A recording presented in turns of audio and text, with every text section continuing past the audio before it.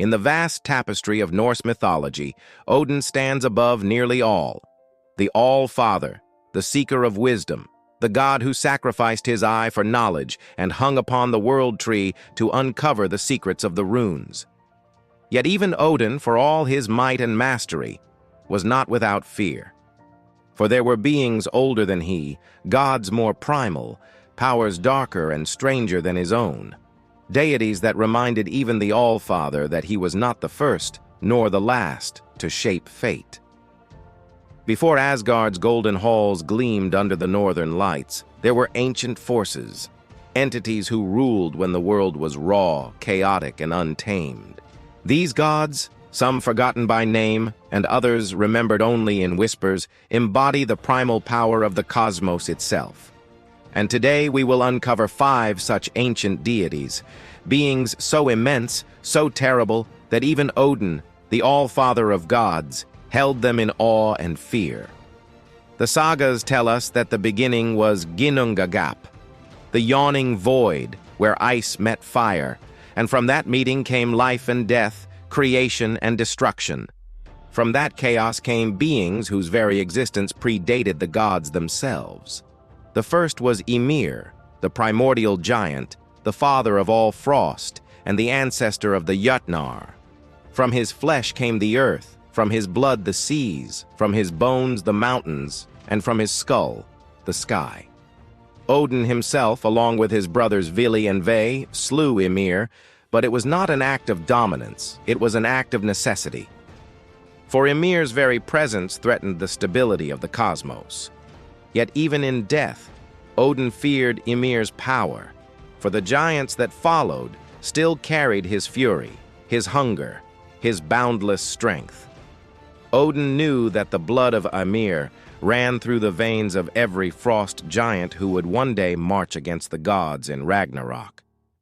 Ymir was the beginning, but not the end of Odin's unease. For as Asgard rose, Odin began to seek knowledge beyond his station, and that led him to encounter powers far older than his throne. Among them was Nidhogg, the dragon that gnaws at the roots of Yggdrasil. Deep beneath the world tree, where light never touches and the air hums with decay, Nidhogg devours corpses, drinks blood, and waits. The sagas say that even Odin does not see all that happens below the tree, for Nidhogg exists beyond his gaze. Odin feared Nidhogg not for its wrath, but for what it represents: entropy, decay, the inevitable collapse of all creation. Even as Odin sought to preserve wisdom and order, Nidhogg was already undoing it, one root at a time. The dragon of the underworld cannot be slain, cannot be reasoned with, cannot be bribed or bound.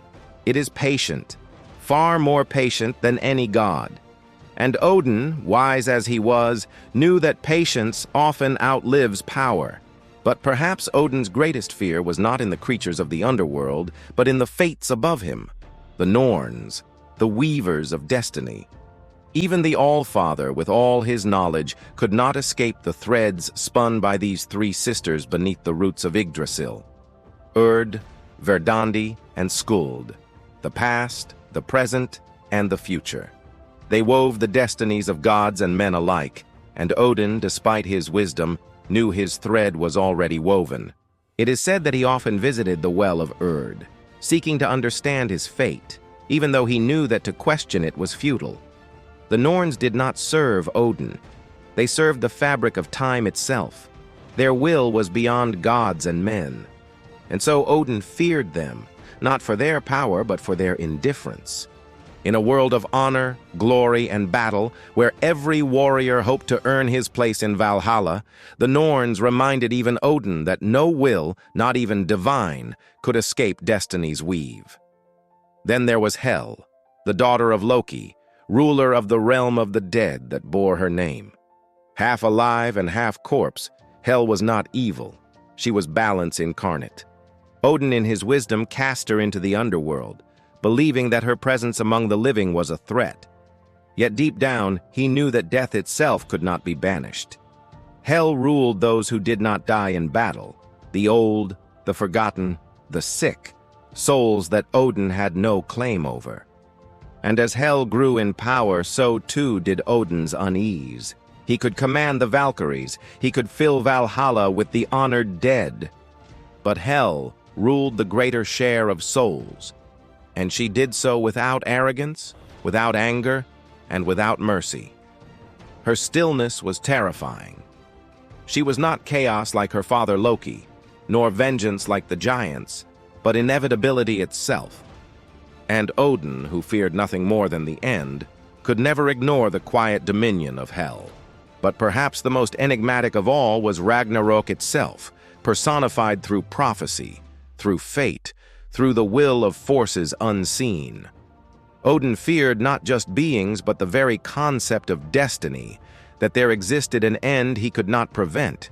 He gathered armies, he trained warriors, he sought knowledge from the dead, all in the hope that wisdom could overcome fate. Yet the prophecies declared that the wolf Fenrir would break free, that the serpent Jörmungandr would rise from the sea, and that Odin himself would meet his doom at the jaws of the wolf. The Allfather's every act of defiance was born not from courage, but from fear. Fear that everything he built would crumble, that even gods must die. When you strip away the armor, the runes, and the ravens, Odin is not just a god. He is the embodiment of human striving, the need to understand, to control, to endure, even in the face of inevitable loss. And those he feared most were not simply monsters or deities, but reflections of his own limitations, creation's chaos, fate's indifference, death's certainty, and the end of all things. In that, Odin becomes something far more relatable than divine. He becomes mortal in spirit, because like every one of us, he stood against the inevitable, even knowing he could not win, and perhaps that is what made him worthy of worship. So when the old stories speak of Odin's fear, they are not stories of weakness. They are lessons in humility. That even the gods who command the skies must bow before the forces that forged the stars.